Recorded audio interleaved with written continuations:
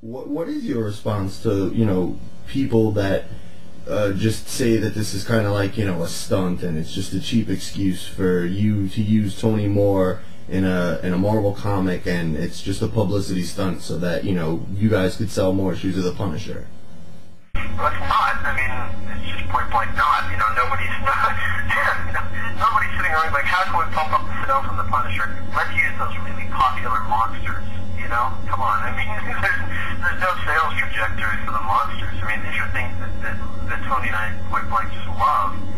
So if it's a sales stunt, then we're going to bring in the Avengers, and we're going to bring in, the big guns, the big sales guns. Deadpool is gonna show up in every other issue. Oh boy.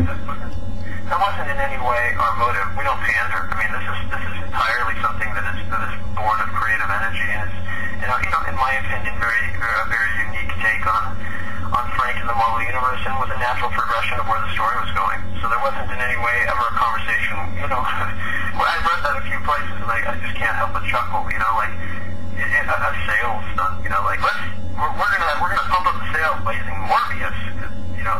That's box office gold. These are cool characters that we love, but these aren't sales characters. These Right. these are things that we've always wanted to play with, and like the idea of dropping Frank into their corner of the universe. Now let me ask you a question, considering with Morbius, how do you feel the usage of characters in different books, how most writers don't really have any continuity between stories? I've noticed so far in your usage of Morbius, you guys really haven't mentioned anything about, the Marvel Zombies storyline.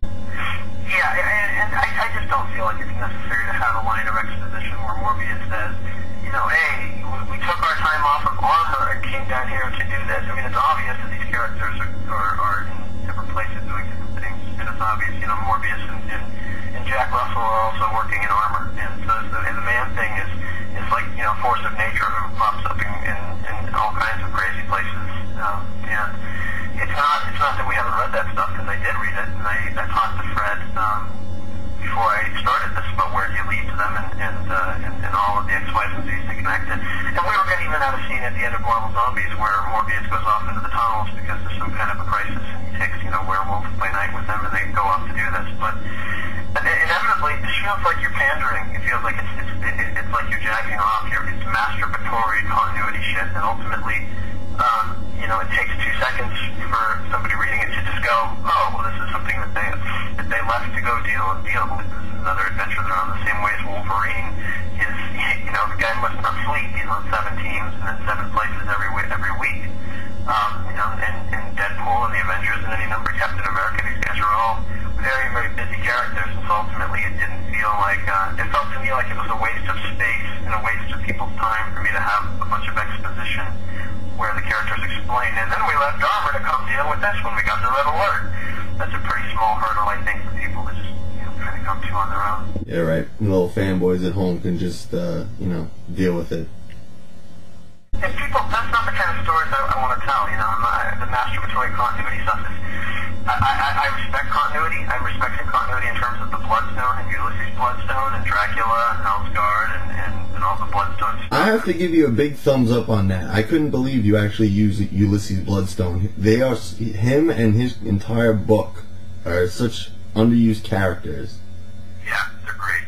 They're great. I love the monster stuff. I mean, I think that there's just an entire universe there, and ultimately, it might not be something that a lot of other people want to see, or maybe it is. I don't know. I mean, I've gotten tons of mail from people who are incredibly excited to see these characters at play in the Punisher, and to see Frank fall into this corner of the Marvel Universe is an exciting idea that people who are open to new things and fun ideas are really enjoying. So, I would like to continue to play with the Legion of Monsters and the Bloodstone and Elsa and Ulysses and Dr. Voodoo. I mean, these are all things that I really gravitate towards.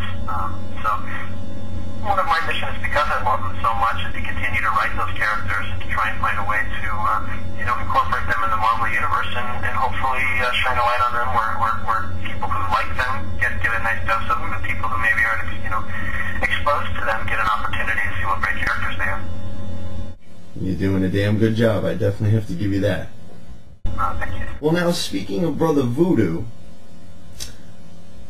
I need to ask you an honest question. Did you do a lot of research as far as, like, voodoo and mysticism is concerned? Because I noticed you use a lot of terminology that, to be quite honest, most people wouldn't know from a hole in the wall. Sure. Well, I didn't want to dump a ton of stuff on people's heads. What I did was I took, I'd read a million source, Doctor Strange stories.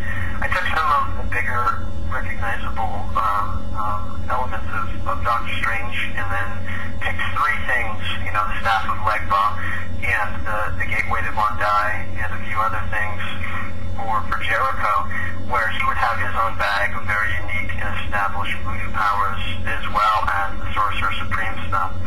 And I did a lot of research and read some books and got really invested in the voodoo stuff, and then I just chose 3 or 4 things that I would then bring in, so that there were 3 or 4 new things that people would maybe not be familiar with but learn about, and then there would be sort of a nice mix between the Sorcerer Supreme power set and the Hunan Voodoo Supreme power set. Pretty awesome. Now, was Nightmare your first choice for the villain for the first story arc for Brother Voodoo? Yeah. I mean, I wanted to. I just loved the imaginative potential with Nightmare.